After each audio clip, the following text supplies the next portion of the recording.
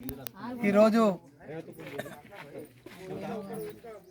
ముఖ్యమంత్రి రేవంత్ రెడ్డి గారి ఆదేశానుసారం ఈ రాష్ట్రంలో ప్రతి మహిళా సంఘానికి గ్రామంలో మహిళా సంఘం బిల్డింగ్ ఉండాలనే ఒక సంకల్పన తీసుకున్నటువంటి సందర్భంలో అందులో భాగంగానే అమీర్నగర్ గ్రామంలో కూడా 10 లక్షల రూపాయలతో మహిళా సంఘం బిల్డింగ్ మంజూరు కావడం జరిగింది. దానికి సంబంధించిన పనులు ఈరోజు ప్రారంభించుకోవడం జరిగింది.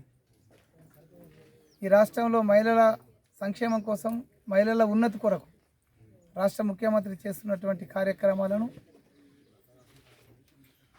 వాటి అనుసరిస్తున్న విధానాలకు ఖచ్చితంగా రాష్ట్ర ముఖ్యమంత్రి గారికి ప్రత్యేకంగా అమీర్నగర్ మహిళా సంఘాల పక్షాన కూడా ధన్యవాదాలు తెలియజేస్తూ, అమీర్నగర్ గ్రామంలో ఈ మహిళా బిల్డింగ్తో పాటు 30 లక్షల రూపాయలతోటి ఎరువుల గోడౌన్ కూడా మంజూరు చేయడం జరిగింది. అది కూడా పనులు ప్రారంభమై పిల్లర్ దశలో పనులు నడుస్తున్నాయి.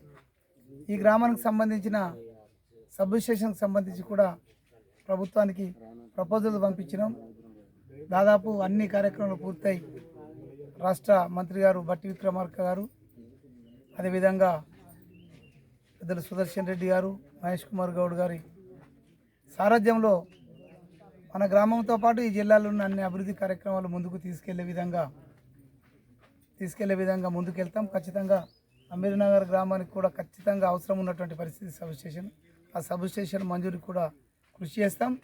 ఖచ్చితంగా ఇంకా చిన్న చిన్న సమస్యలు చెప్పారు, వాటిని కూడా ఒక్కొక్కటిగా ఈ గ్రామంలో ఉన్న సమస్యలన్నీ సరిదిద్దుతూ ముందుకెళ్తామని సందర్భంగా తెలియజేస్తూ, మహిళలకు ప్రత్యేకంగా శుభాకాంక్షలు తెలియజేస్తున్నాం. ఎందుకంటే ఈ మండలంలో ఉన్నటువంటి మహిళలతో పాటు ఈ రాష్ట్రంలో ఉన్నటువంటి మహిళా సంఘాలన్నీ కూడా వాళ్ళు యజమానులుగా, బస్సుల యజమానులు కూడా మారినరు.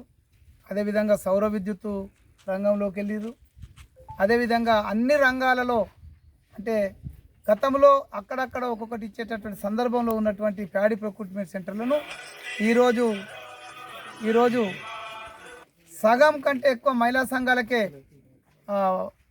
వరి కొనుగోలు కేంద్రాలను ఇచ్చి మహిళల ఆర్థికంగా పరిపుష్టి చేయడానికి ముఖ్యమంత్రి రేవంత్ రెడ్డి చేస్తున్న ప్రయత్నం చాలా హర్షణీయం. ఖచ్చితంగా మహిళలందరికీ మరిన్ని ఏ అవకాశాలు అవసరం ఉన్నా అవకాశాలను అందించడానికి కాంగ్రెస్ ప్రభుత్వం ముందుంటుందని సందర్భంగా తెలియజేస్తున్నారు.